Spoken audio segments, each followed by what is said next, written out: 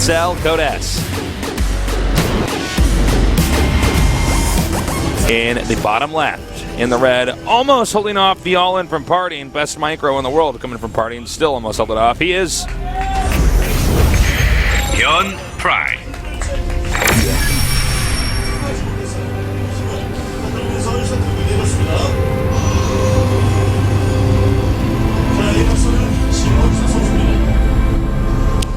And in the upper right, we have a world champion, but he has to win this game to go on to the winners group here. He is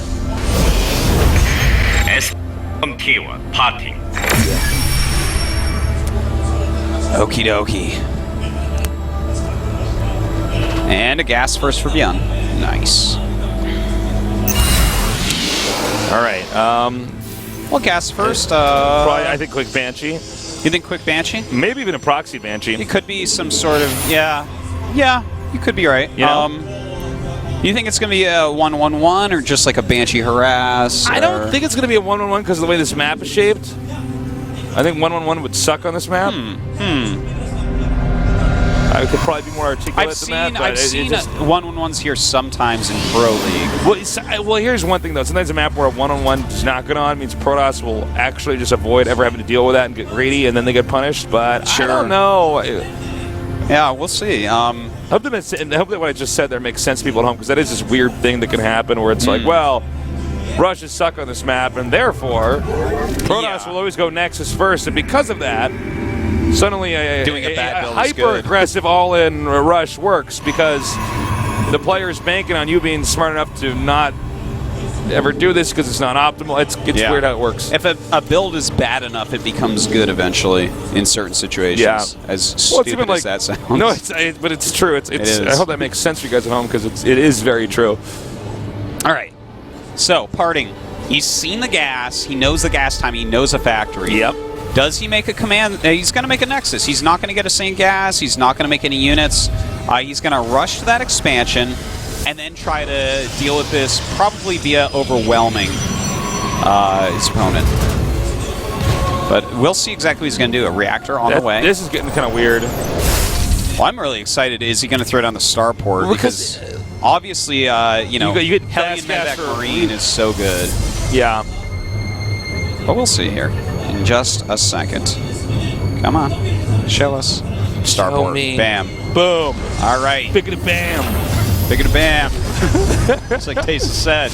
Yeah, man. All right. Hellions, Marines, maybe a Medevac coming out. Could still be a Banshee on the way. Byun does have his own unique style, and actually, a couple more gates on the way. So it looked like Party was going to go for a fast expansion, but instead going up to 3 gates. So I would say most certainly we should see some pressure out of him. You don't want to just open 3 gate into expand. That doesn't really make a ton of sense.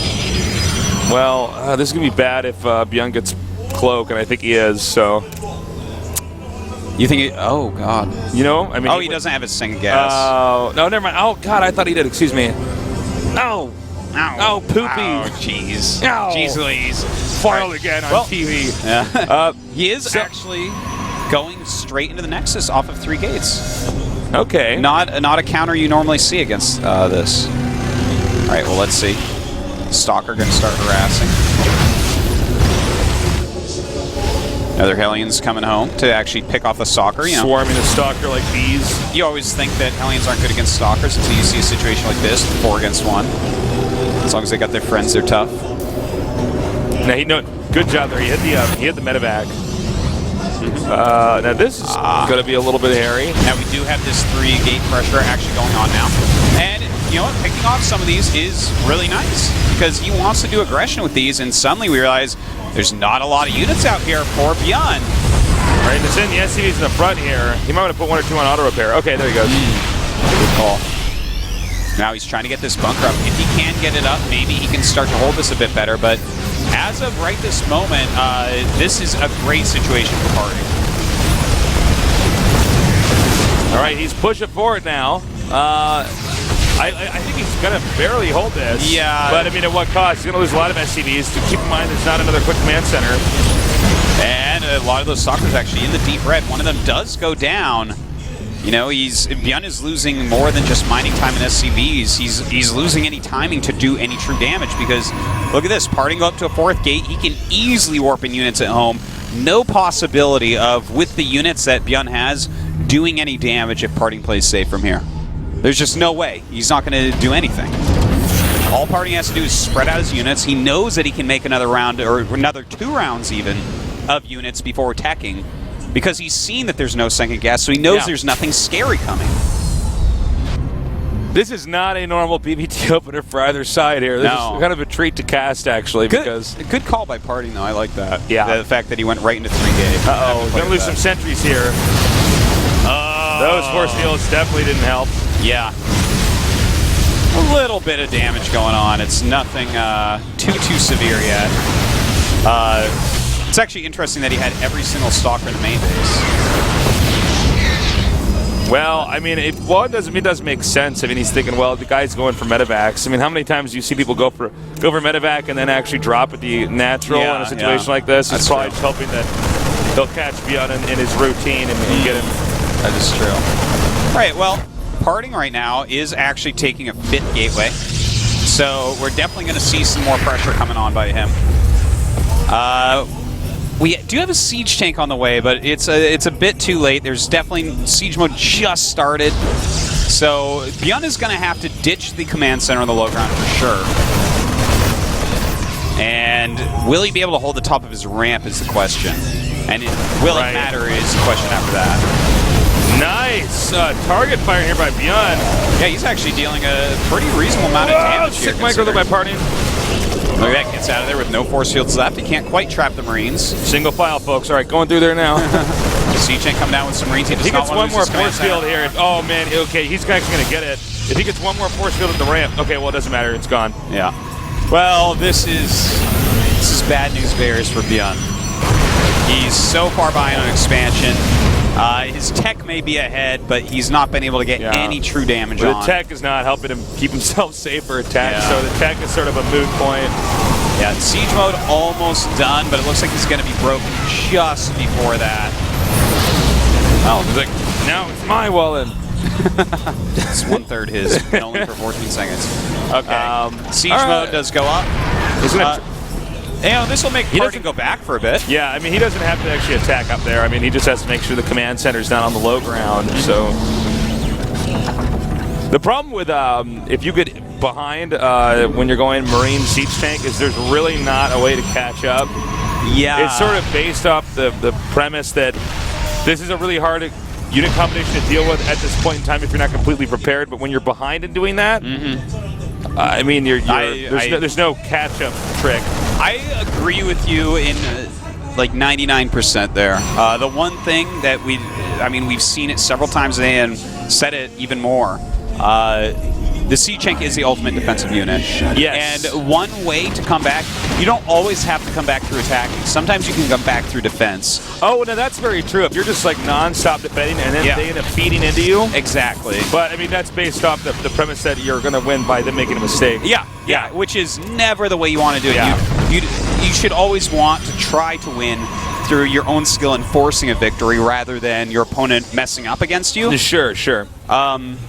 But you know what? Everyone attacks a lot, so I feel like that's Byun's. I feel like that would be his best chance here is to play a very extremely defensive game and try to be ultra cost efficient against any attacks that Parting does.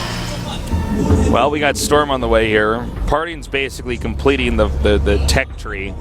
He says, all right, Byun's going to turtle, that's fine. I'm going to finish every possible tech I have.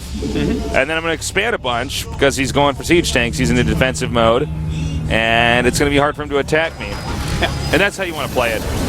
Whenever you're ahead, you get more ahead, as Artosis always says. It's true. Well said, Tasteless. Thank you. You said my quote really well. I think I've been practicing in the mirror for a few weeks now, so I'm glad I finally got the courage to just kind of say it, you know. Well, we have some interesting when I was practicing, though, I had to say it in my rubber Artosis mask just to get the kind of I actually the freaky rubber mask I have of your face that I've never shown you that I keep under my bed. Well, that's actually really sweet because I have one of you sitting next to my handcuffs. You have a rubber mask with me, is that right? That's right, yeah. That's great. I want to dress up as you for Halloween next year. I was thinking we should do that, actually. Just dress up as each other. Well, it's either that or we go for Mario and Luigi, but then we have to fight over who gets to be Mario when it clearly is supposed to be me. I think we should just both dress up as Nesty. You know we should dress up, but actually, yeah. I was going to say we should dress up as Scorpion and Sub-Zero, but then nobody would know it's us, so it wouldn't be as funny because we'd have our masks on. Yeah, that's true. That's true. That's for, like, yeah. What else could we dress up as? We'll talk about this while we wait for this potential killing blow to come here. Yeah.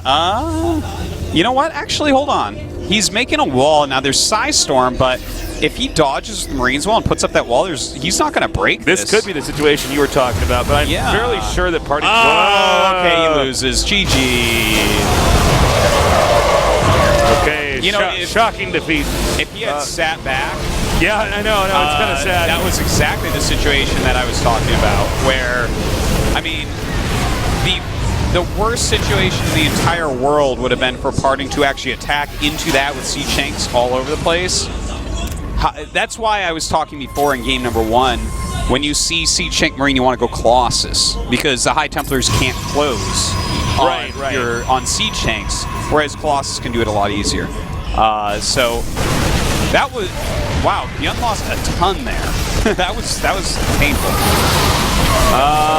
Well, I mean, you know, Byun's driving him back, but that's not really a victory here. Yeah. You know, like, I mean, think about this. How in the hell is Terran going to get a third base? Probably will not get a third base. Well, if he continually produces siege tanks, he could eventually get one, because siege tanks just like... So he's trying to lure units back right now and actually deal massive splash damage to him. And I mean, he's killing some stuff. The supply isn't as big a deficit as you would expect from what's happening in this game. Sure. But, you know, Parting is just going to continue to take bases. The thing about Byun is he is very tenacious. Yes, he doesn't give up. He does not give up. So... We'll see. You could see what Party's plan is here, is that if he can't get in, at least just occupy the third base, keep pylons there. Something to make sure. Oh, nice again. Wow. Psystorm is good against Marines. Yeah, it turns out, yeah. Byun, I feel like he should be leapfrogging, definitely not walking out with everything. This is like how you lose to this. Scanned the exit of his base. Okay, all right, now here's the real game's going to be over. Okay. Yeah. Yep. And... Well, you know, this Byun, it was a hard spot for Byun for a very long time. GG. Really well played, though, by both guys. Byun had a very strong chance, I think, especially in the first 2 games, of pulling through with a... Yeah. Oh, I guess in game number 2 is what I'm trying to say, because he won game number 1. He's pulling through with a win. But really nicely done there by Party. So now it's going to be Partying up against Lucera. That's going to be awesome. Yeah, that's going to be pretty sick. You can see the stress in Byun's face right now. Those are tense games. Yeah, that's, you know, he's going to have to go down and fight Ryung, who's a TVT expert. So yeah, that's a tough match. It's not what you want to do. He much would rather have a couple shots again in the Codes rather than have to climb back from the depths of the loser match. A tough group, though, to be frank. It is. It's a group where everybody plays very different from the other player. You know, it's got 3 races in it. This is a really hard group. Yeah. We're going to take a quick little break, and when we return, we're going to go ahead and go to our match number 3, round number 3. Stay tuned.